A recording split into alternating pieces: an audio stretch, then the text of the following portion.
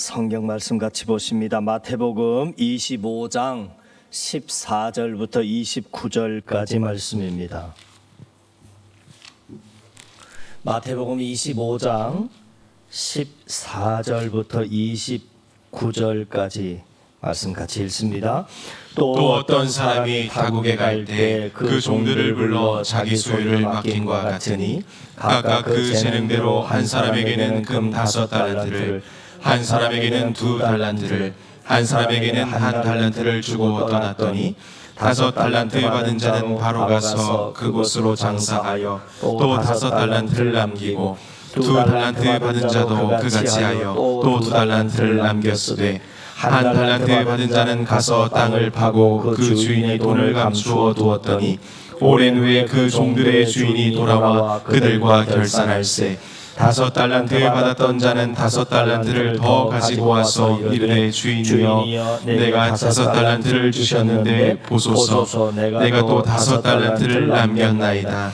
그 주인이 이르되 잘하였도다 착하고 충성된 종아 내가 적은 일에 충성하였음에 내가 많은 것을 내게 맡기리니 내 주인의 즐거움에 참여할지어다 하고 2달란트를 받았던 자도 와서 이르되 주인이여 내게 2달란트를 주셨는데 보소서 내가 또 2달란트를 남겼나이다.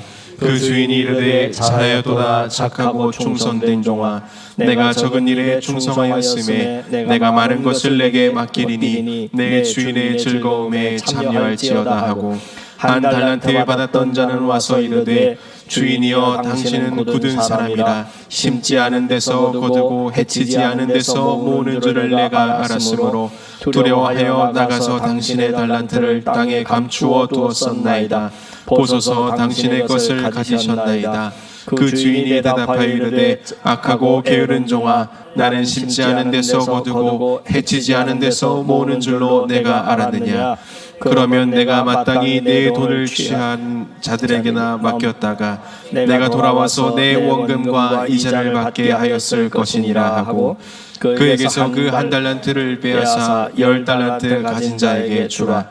무릇 있는 자는 받아 풍족하게 되고 없는 자는 그 있는 것까지 빼앗기리라. 아멘. 어떤 사람이 먼 여행을 떠나면서 자기 종들을 불러 모아서 자기 재산을 종들에게 맡깁니다. 종들 사이에 직급이 있어 보이지 않는데 어떤 종에게는 5달란트를 주고 또 다른 사람에게는 2달란트를 또 다른 한 사람에게는 1달란트를 각각 주고 떠났습니다. 19절에 오랜 후에 그 주인이 돌아왔습니다. 기약 없이 떠났고 언제 돌아올지 몰랐는데 주인이 갑자기 돌아온 것입니다. 와서 종들과 결산을 합니다. 오늘 비유는 주인의 떠나감과 오랜 뒤에 주인의 다시 돌아옴 사이에 종들이 주인의 소유를 어떻게 관리했느냐 하는 것에 관심이 있습니다. 5달란트 받은 사람이 5달란트를 남겼다고 하니 주인이 칭찬을 합니다. 착하고 충성된 종아 내가 적은 일에 충성하였음에 내가 많은 것을 내게 맡기리니 내 주인의 즐거움에 참여할지어다. 2달란트 받은 사람이 2달란트를 남겼다고 하니 주인이 똑같이 칭찬을 합니다. 한편 1달란트를 받은 종은 1달란트를 그대로 가지고 왔습니다. 보십시오. 당신의 것을 받으십시오 했습니다. 당시의 상거래에서는 당신의 것이나 받으십시오 라고 하는 말은 나는 더 이상 당신과는 관계가 없다 하는 뜻입니다. 이제 거래가 끝났다, 관계가 끝났다 하는 뜻입니다. 1달란트를 그대로 가지고 온 종에게 주인은 악하고 게으른 종이라고 책망을 합니다.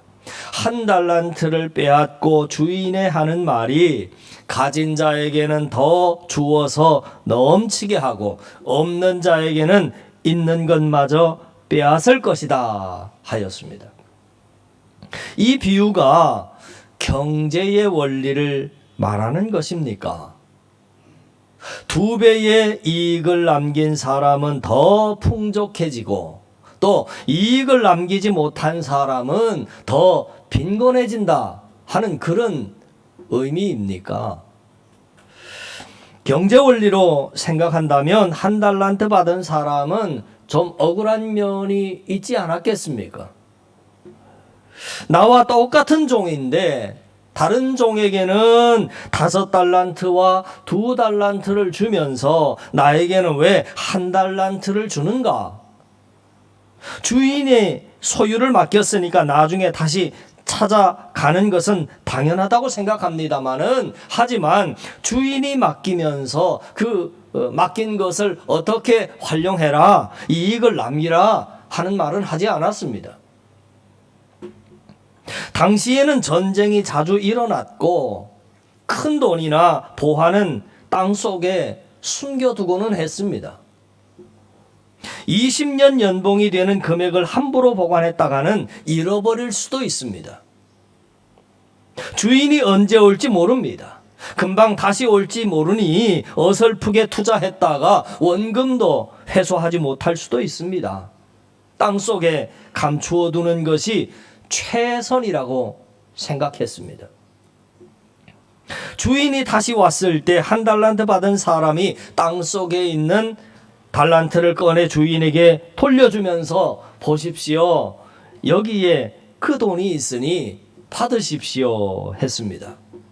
아마도 이 종은 주인이 떠나간 뒤부터 결산하기 위해서 다시 돌아오실 때까지 몹시 마음을 쓰고 애를 태우면서 노심초사하였을 것입니다. 자기가 땅을 파고 감추어둔 1달란트의 돈을 지키고 감시하느라고 얼마나 신경을 썼을까요? 이 1달란트 받은 종은 분명히 신경쇠약증 환자가 돼서 거의 폐인이 되었지 않았을까 생각합니다. 24절과 25절에서 그런 조짐을 충분히 우리는 엿볼 수 있습니다. 1달란트 받은 종은 결산하기 위해서 돌아온 주인 앞에 이런 말을 합니다. 주인님, 당신은 굳은 분이라고 하는 것을 제가 알고 있습니다. 당신은 심지 않은 데서 거두시고 씨를 뿌리지도 않은 곳에서 모으십니다. 저는 두려워하여 나가서 당신의 돈을 땅에 감추어 두었습니다. 여기 있습니다. 당신의 것을 받으십시오 하였습니다. 이 종은 자신을 믿고 맡긴 주인의 마음을 헤아리지 못하고 있습니다. 주인이 종들의 직급대로 달란트를 준 것이 아닙니다. 차별하여 준 것도 아닙니다. 15절에 각각 그 재능대로 주고 떠났다 그랬습니다. 주인은 종들의 역량에 따라서 달란트를 주었다 하는 것입니다. 주인이 달란트를 주고 떠났습니다. 언제 돌아올지는 주인이 정하는 겁니다. 종은 주인이 하루 지나서 오든 1년이 지나서 오든 10년이 지나서 오든 매일 성실하게 일해야 했습니다. 주인이 없다고 게으름을 피우거나 자신이 마음대로 판단해서는 안 되는 겁니다. 1달란트 받은 사람은 그 주인의 마음을 헤아리지 못하고 오히려 주인을 굳은 사람으로 치부했습니다. 그래서 오늘 성경에는 굳은 사람이라고 하는 말은 엄한 사람, 자비가 없는 사람이라고 하는 뜻입니다. 종은 주인을 부정적으로 생각하고 있습니다. 심지 않은 데서 거두는 주인이라고 생각했습니다. 씨를 뿌리지도 않은 곳에서 거두는 사람이라고 생각했습니다. 이 말은 주인은 일하지 않고 종들을 시켜서 돈을 버는 사람이다. 사람에게 돈을 구워주고 큰 이자로 받는 수존노와 같은 사람이다. 1달란트 받은 종은 주인을 종들을 착취해서 이득을 챙기는 악한 사람으로 생각한 것입니다. 자신이 장사를 하다가 손해를 본다면 주인이 몇 배의 손해배상을 청구할 것이라고 생각했을 것입니다. 그렇게 생각한 종에게 주인이 하는 말은 네가 나를 그렇게 생각하였느냐? 그러면 내가 내 돈을 환전상이나 대금업자에게 맡겨서 이자라도 남겨야 하지 않았느냐?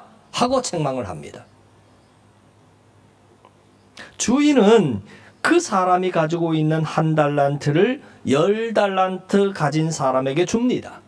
10달란트 가진 사람에게 주는 것을 보면 주인은 종에게 주었던 달란트를 돌려받으려고 하는 생각이 애시당초 없었던 것 같습니다. 주인은 처음부터 달란트를 종들에게 선물로 주었던 것입니다. 주인이 원했던 것은 종들이 달란트로 열매를 남기며 사는 것입니다. 1달란트 받은 종은 내가 주인에 대해서 이렇게 알았다라고 말을 했는데 자기 생각대로 주인을 판단했습니다. 1달란트 받은 사람은 주인을 전혀 이해하지 못하고 있습니다. 주인의 마음과 주인의 뜻을 헤아리지 못하고 있습니다. 1달란트 받은 사람의 생각, 그의 행동, 그의 항의는 전혀 정당하지 않습니다. 예수님의 달란트 비유에는 우리가 꼭 풀어야 하는 궁금증 한 가지가 있습니다. 그게 뭐냐면 저는 5달란트 받은 종과 2달란트 받은 종이 주인이 멀리 여행을 떠나시자마자 곧바로 나가서 장사해서 각각 5달란트, 2달란트를 더 남겼다 하는 그 의미가 도대체 무슨 뜻인가 궁금했습니다. 두 종이 이윤을 남겼다는 의미가 무엇이라고 여러분은 생각하십니까? 주인은 두 종에게 똑같이 칭찬하셨습니다. 착하다, 잘하였다, 충성되다. 네가 적은 일에 신실했으니 이제 내가 많은 일을 내게 맡기겠다. 와서 내 주인의 즐거움에 참여할지어다 라고 할 때 두 종이 잘했다 하는 의미, 충성되고 신실하다는 의미, 착하다는 의미가 경제적이고 산술적으로 5달란트를 남겼기 때문에 2달란트를 남겼기 때문에 그런 칭찬을 하셨는가? 여러분, 이것은 비유의 말씀입니다. 산술적으로 수치적으로 2배를 남겼다는 것 때문이 아닙니다. 주인의 뜻에 합당하게 주어진 달란트를 잘 활용했다 하는 의미입니다. 하나님 나라의 방식에 맞도록 주인이 맡겨주신 달란트를 잘 사용해서 하나님 아버지의 뜻을 자신의 삶의 자리에서 이루는 하나님 나라의 삶을 살았다 하는 뜻입니다. 달란트 비유는 산술적으로 경제학적인 수치로 이윤을 남겼다라고 하는 것을 말하는 그런 복음이 아닙니다.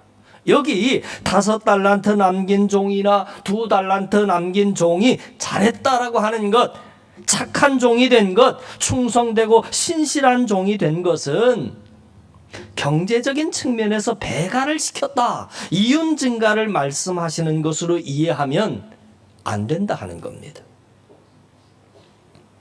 도리어 그 정반대입니다. 하나님의 나라는 하나님을 모르는 사람들의 관점이나 눈으로 보면 바보가 되는 그런 삶의 방식을 가지고 있는 나라입니다. 손해보는 삶의 방식입니다. 플러스의 인생을 사는 것이 아니라 마이너스의 인생을 사는 방식일 때가 많습니다.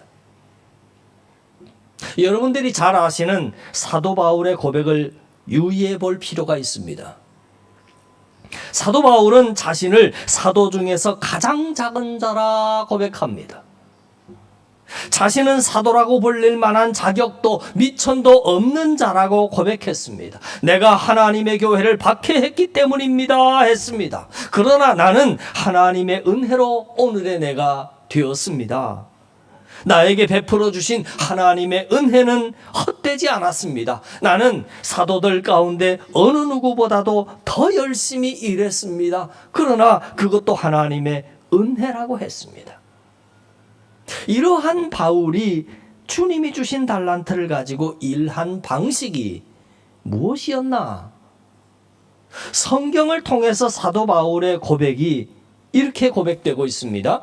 고린도 후서 6장 4절부터 10절까지 좀 긴 내용입니다만은 여러분 함께 한 목소리로 같이 읽어나갔습니다. 시작.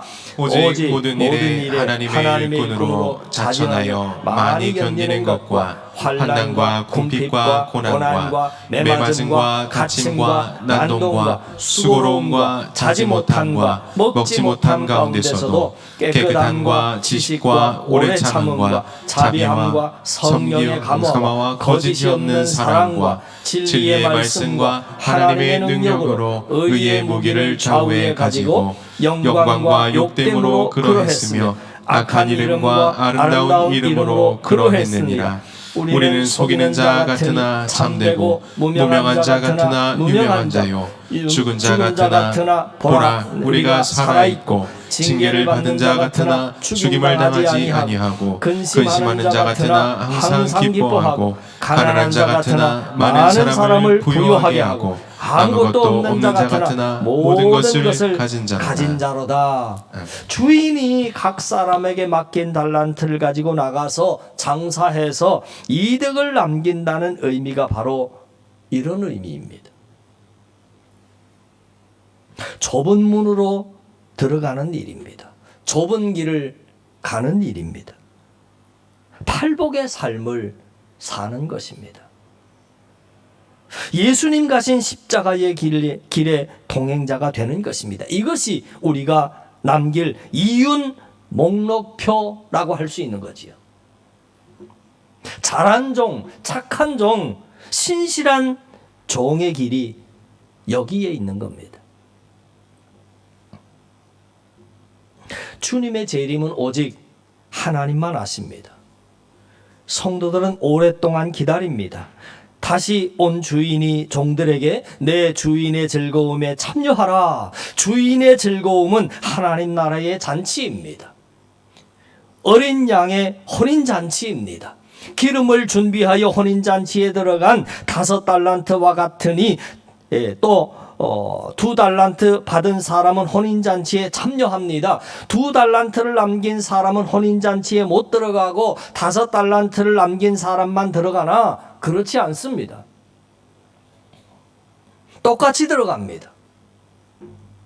이들에게 주인은 뭐라고 하시냐면 착하고 충성된 종아, 장사를 해서 이윤을 남긴 사람을 착하다 하는 것이 아닙니다.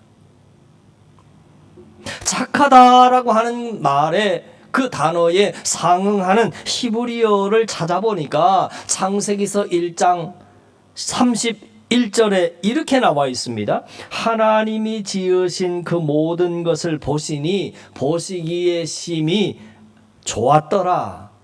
하나님이 보시기에 좋았더라. 행복했더라. 하나님의 뜻에 합당했다. 그런 의미입니다. 착한 종은 자본주의의 원리, 경제의 원리에 따라서 이윤을 남긴 사람이 아닙니다. 하나님 보시기에 좋은 사람입니다. 충성된 종은 착한 종입니다. 신실한 사람은 하나님의 뜻에 합당하게 사는 사람입니다. 장사해서 이득을 남기는 것은 하나님의 뜻에 합당하게 사는 것을 의미하는 것이고 좁은 길을 걷는 것이고 팔복을 추구하는 삶입니다. 주인이 타국에 다녀왔습니다. 주님은 십자가를 지시기 위해서 이 땅에 오셨지만 하나님께로 가셨다가 다시 오신다고 하셨습니다. 예수님이 말씀하시는 천국은 처음부터 마지막까지 하나님이 통치하시는 나라입니다. 하나님께 속한 나라입니다. 하나님의 주권하에 움직이는 나라입니다.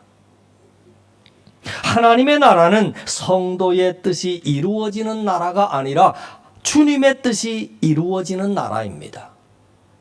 하나님의 나라는 피동적으로 기다리는 나라가 아닙니다. 초대교회 성도 중에는 아무것도 하지 아니하고 주님의 재림을 기다린 사람이 있었습니다. 왜냐하면 곧 오시마 말씀하셨기 때문이지요. 하나님께서 우리에게 우리의 역량에 따라서 은혜와 사명을 주십니다. 그러니 주님의 마음에 합당한 열매를 맺어야 하는 것입니다. 오늘 비유에서 주인은 종들의 직분에 따라 달란트를 주지 않았습니다. 하나님은 교회 안에 직분에 따라 달란트를 주시지 않습니다. 성도의 역량에 따라 은혜를 주시고 사명을 주십니다. 고린도전서 7장 7절에 보면 이런 말씀이 있습니다. 각각 하나님께 받은 자기의 은사가 있으니 이 사람은 이러하고 저 사람은 저러하니라. 자기가 받은 은사로 모든 일상에서 충성하면 된다 하는 것입니다. 다른 사람이 받은 은사와 내가 받은 은사를 비교할 필요도 없습니다. 왜 나는 1달란트이고 저 사람은 2달란트입니까? 라고 따질 것도 아닙니다. 사도 바울은 로마서 12장 6절, 7절, 8절에서 이렇게 말합니다. 같이 읽습니다.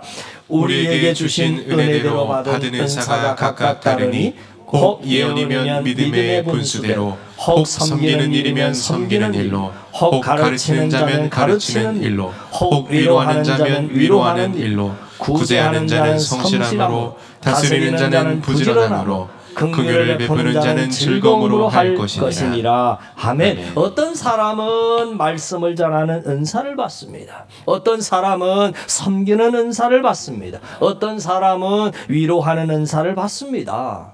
그러나 가장 큰 은사는 사랑의 은사입니다. 성도는 사랑으로 교회를 새롭게 하고 이웃을 이롭게 합니다.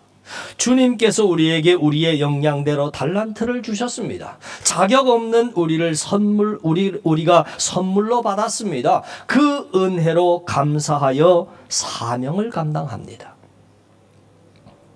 가정과 직장과 그리고 교회의 모든 삶의 자리에서 우리가 받은 은사를 사용하여 열매를 맺어야 할 것입니다. 무엇보다 사랑의 은사, 사랑의 열매가 중요합니다. 십자가를 따르는 삶, 사랑하며 사는 삶의 끝은 하나님의 즐거움, 하나님 나라 잔치입니다. 우리 앞서 가신 예수님의 십자가의 삶을 따르는 제자가 되는 삶은 한 번 십자가를 지고 한때 십자가를 지고 끝나는 삶이 아닌 것입니다. 사도 바울의 고백처럼 우리가 항상 예수님의 십자가의 죽음을 몸에 짊어짐은 예수님의 생명이 또한 우리 몸에 나타나게 하는 삶이기 때문이지요. 우리가 십자가를 지는 삶의 그 끝은 빈 무덤입니다. 부활입니다. 영생입니다. 천국의 승리입니다. 그러므로 이번 한 주간 동안도 예수님의 생명으로 천국의 백성의 삶을 살아가는 저와 여러분, 우리 한사랑의 성도들 다 되실 수 있기를 주님의 이름으로 간절히 축원을 드립니다. 기도드리겠습니다. 사랑하는 아버지 하나님, 우리에게 주님을 통해서 충성되이 여기셔서 주님의 재산 달란트를 맡겨주셔서 감사합니다. 이 달란트 내 것이라고 생각하지 않고 주님의 것임을 고백하며 주님께서 걸어가신 십자가의 길을 따라서 하나님 나라와 하나님의 의를 이루는 주님의 종들 되게 하옵소서. 잘하였도다, 착하도다, 신실하도다, 내가 적은 일에 충성했으니 더 많은 것으로 맡기겠노라. 칭찬받는 주님의 종들 다 되게 하옵소서. 믿고 감사드리며 예수님 이름으로 기도하옵나이다. 아멘.